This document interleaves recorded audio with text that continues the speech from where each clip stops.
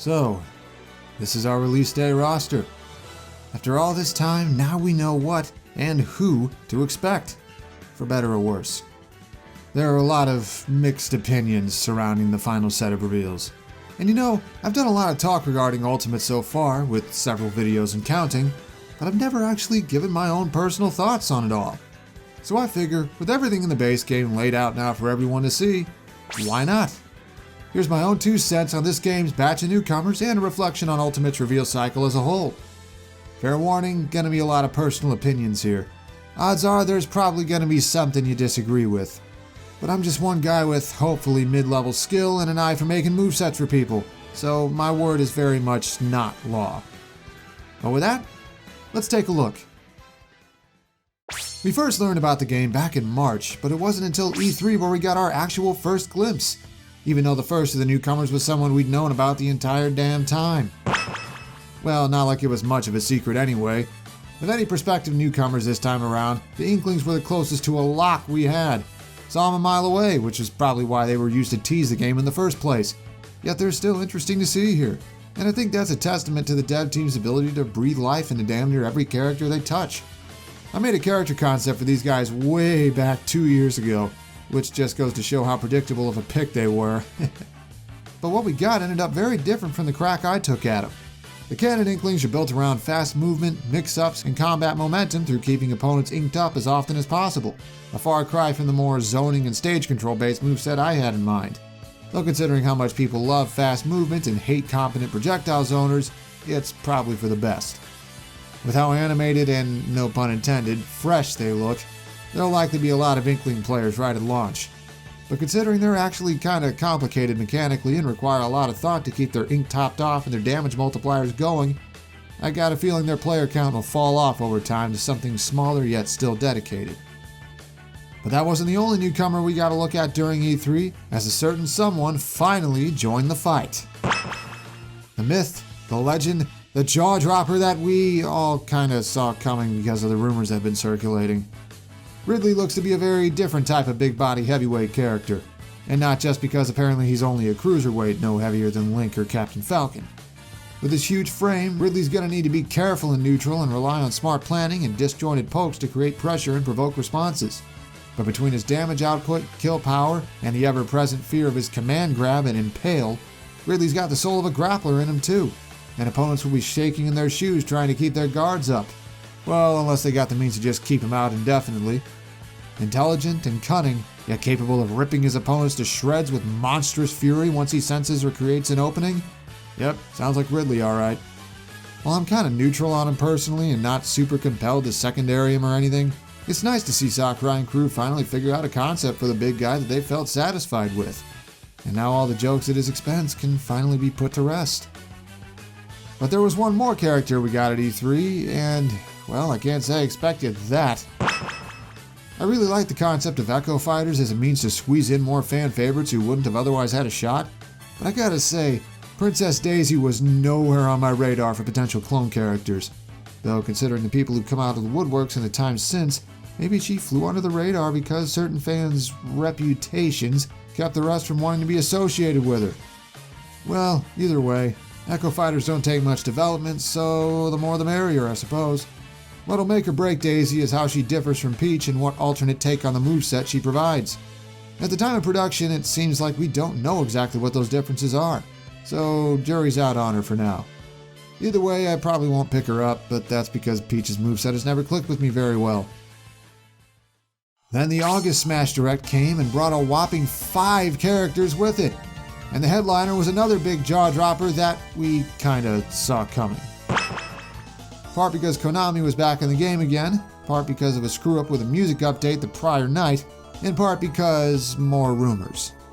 And yet, damn if it isn't still cool to see Simon Belmont in action again, and even brought his descendant Richter along too. Most of the guest fighters in Smash have their concepts built to feel like they walked right out of their home series, and this holds true for the Belmonts as well, as they feel like one giant love letter to classic Castlevania. Defensive specialists who control space with both projectiles and disjointed whip strikes, they're built to fight very carefully and patiently. Just like in the games they come from, running in blindly is just going to get you killed. But if you take things one step at a time and use your superior range, you can clear the way forward. Just try to stick to the ground whenever possible, since their air movement is also as clunky as it is in their games. I'm sorta interested in these guys, I guess. Could maybe pocket one of them, but which one will depend on what the differences between Simon and Richter end up being, which we aren't exactly sure of yet at the time of recording. But then we got 2 more Echo Fighters, and somehow, some way, one of those crazy fan theories that always springs up during speculation ended up completely correct. The lack of a Chrom-themed skin for Ike and the loss of a Dark Samus palette for regular Samus turned out to be foreshadowing both becoming playable. What are the odds, right? Gotta admit, it's kinda nice seeing Chrom finally get his chance. He got scrapped for Smash 4 due to difficulty making him unique, but now the fact that he can feel similar to someone else ended up being his saving grace. Being an Echo Fighter of Roy instead of Ike was a surprise, though probably one that got him more attention since it means he plays faster and more aggressively. His lack of a reverse tipper mechanic should also ensure he's a bit different from Roy, losing the ability to combo off weak hits but gaining better spacing. Who knows, maybe I'll look into him as a secondary. I don't mind the guy. Though, he's already been getting memed on for his awful recovery. Turns out pulling his up special from Ike instead has made him a bit one-dimensional off stage. Then there's Dark Samus, raising our total count to Metroid characters to 4. Doubt anyone predicted that 6 months ago. Nice to see Metroid getting some TLC overall, though the moveset is another one of those that just doesn't click with me. We also aren't really sure what her differences are from the actual Samus yet, which just complicates things further. Some amazing animations though. Between Dark Samus and Chrom, it goes to show how flexible Echo Fighters can be while still keeping the title. Really opens the door for possibilities for future Echoes. You know, if we even get any more as like free updates during DLC or something. But the biggest reveal came at the end. The twist ending, the shocker, the one you somehow managed to not get leaked. King K. Rool has finally returned. K. Rool, I've heard it pronounced both ways. Seeing him join the fight was a moment of redemption for so many people, especially for every DK fan out there who's felt ignored for so long. And his animations are so well done too. Perfectly captures the feel of a cartoonishly evil villain with a wicked edge and a bit of a screw loose. Seems like he'll be the big brain of the heavies, built around projectile setups with his blunderbuss and crown toss and intelligent use of his armor gimmick. By the way, did you hear about that? It's funny, I had gone more neutral on K. Rool over the years, but the more I see him in action, the more interesting he looks. Definitely seems like secondary material if he ends up as good as advertised. It was about another month before we got more info, and this is where things started taking a downturn. Only one reveal to be had in the September Direct, and it was someone who, while completely inoffensive, didn't really turn many heads either. Isabelle just felt like, a safe pick. No one could decide on whether she'd work better as a standalone newcomer or an Echo Fighter, but it seemed like most people figured she'd make it in, and so there wasn't any real surprise. Though it is kind of funny that she ended up a semi-clone, and so no one got her moveset right. With a split of moves borrowed from Villager and moves all her own, Isabelle seems to be a more active and less campy take on her predecessor's playstyle, so naturally she'll inevitably be way more popular. She's got some really interesting tools between her fishing rod and Lloyd Mine, and it seems like she's got more of a focus on actively controlling parts of the stage rather than sitting back and putting up defensive walls. Regardless of what form her moveset is taken, it's nice to see her here even though she wasn't much of a surprise.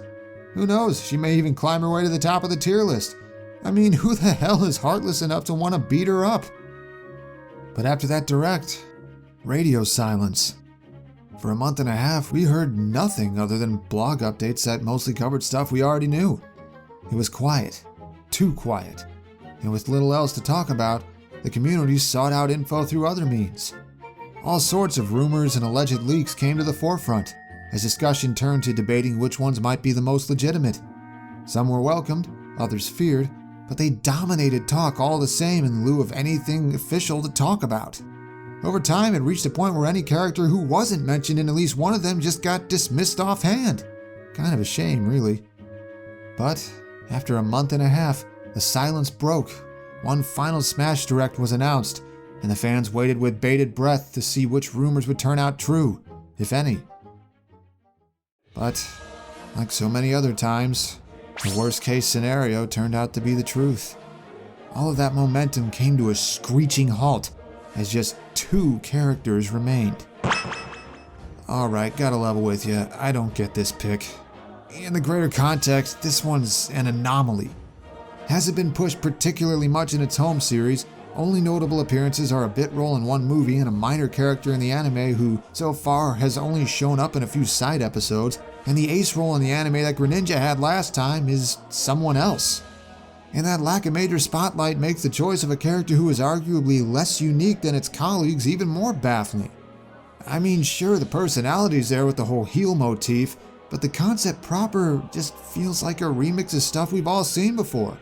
Big bodies, grab-heavy playstyles, wrestling moves, even the card-carrying villain role is already being done by Karul. This ain't no less of being a highly divisive figure even within his home series. I mean, you remember how much controversy there was after its design originally leaked.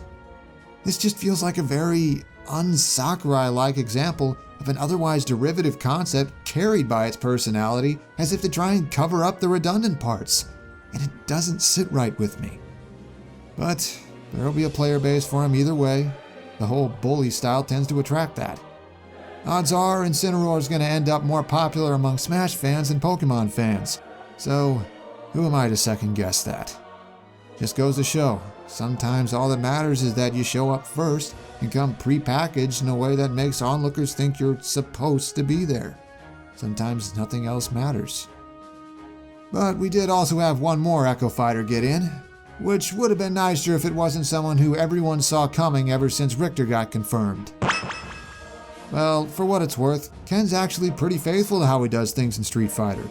Even down to having a few moves that are different from Ryu's and seemingly being built less for spacing and more for aggressive mix-ups. Naturally, that'll probably make him way more popular than Ryu despite his true Shoryuken having less kill power.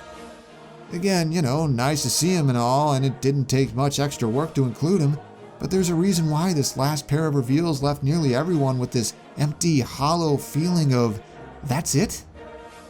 And if that wasn't deflating enough, one final assist trophy montage stuck dagger after dagger in the hearts of many fans hoping DLC could be their salvation. And then even Rex showed up as a Mii costume. Like, if anything showed how vastly different Sakurai and the Smash team view these kinds of things compared to how many fans view it, there you go. Like, when they were still deciding this stuff after the roster was picked out, I imagine it felt like a nice gesture to still include them somehow. But showing up as an NPC this late comes off as little more than a participation trophy. You know, the kind you got as a kid when you finish dead last that's supposed to soften the blow but instead just feels like a giant loser sign. Sure, they're in the game now, but now their odds of getting in as DLC are not very good, probably. Speaking of which, we did get that confirmed. We know DLC is 100% for sure going to be a thing, as if there was any doubt. And we even got our first glimpse at our first DLC Newcomers / early bird bonus. Which was the biggest surprise this side of the Teenage Mutant Ninja Turtles and Injustice 2. The setup behind this one was... honestly, it came off just as tone deaf as a lot of other parts of the Smash Direct. Right after seeing so many other fan favorites get snubbed, watching a goddamn plant get confirmed, it struck a nerve with people. Especially the cult of Waluigi. And yet, looking at it now, honestly, this is a really creative concept. The design and moveset feel well thought out, with references left and right. There's even a Paper Mario one in there. And, well, we have never seen something like this in Smash before. It's wholly unique. You know, I gotta wonder if maybe the idea for Piranha Plant started out as a character concept the devs put together for fun in their downtime. You know, we've all done that, why would they be any different? And at some point they looked at it and realized they actually had something legitimately interesting here. I suppose maybe that's why, despite the bitter reception at first, this one's growing on people. So, overall, I got a lot of mixed feelings with this roster and this set of newcomers. There were a few interesting picks, but none of them really hooked me. I wasn't particularly invested in any of the veterans who came back, and out of my most wanted newcomers, I got no one. And I doubt I'm the only one. Sure, there's a lot to look forward to elsewhere in the game. Countless quality of life improvements, the new ability to turn stage hazards off is a godsend. I can't wait to delve into World of Light and see all the creative spirit battles therein. But there's still that empty, hollow feeling of, that's it?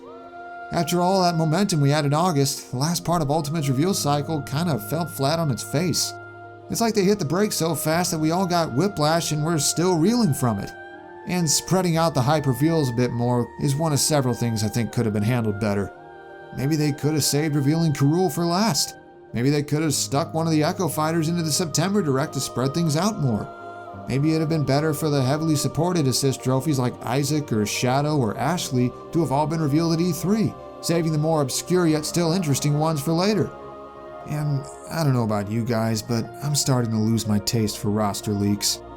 Rumors of new games in the works is one thing, but it seems like all spoiling who's in ahead of time accomplishes is crushing people's hopes prematurely. And the sheer dismissiveness I saw from some insiders, not all, but some, only exacerbated things. It felt like hearing from some soothsayer that the future was already written, that hoping for anything else was foolish and shameful. And so no wonder there was so much resistance. There are just so many things have been mishandled over the last few months, you know? I suppose the best we can do for now is look for silver linings where we can. There'll be a lot of content to unpack once Ultimate is in our hands, a lot of new fights to surmount. We do know DLC is on the way, with Piranha Plant and at least 5 more characters coming as well. We might get a Season 2, but it's too early to say, really. And hey, a whole lot of characters have been buffed since the last game. Maybe someone you're already a fan of is going to be a lot stronger this time around. It's helped soften the blow for me, at least. And that's my personal take. Decided to let loose with this one in a way I usually don't. There's still a lot to be hyped about for this game despite any criticism I may have. But let's hear your take on it. What about Ultimate are you looking forward to most? Leave a comment and make your voice heard. In the meantime, I got a couple more projects in the works already. Anyone up for some DLC predictions? Special thanks for this video goes to Voyager for having my back with the graphics and layout. Thanks as well to my patrons for hanging on despite how I went dark for a month. Let's just say there were some scheduling conflicts that I can't elaborate on just yet. If you want to become a patron and help out the channel, check out the link in the description or just wait for the end screen. And so, until next time, we prepare to search our souls and reawaken the undying light.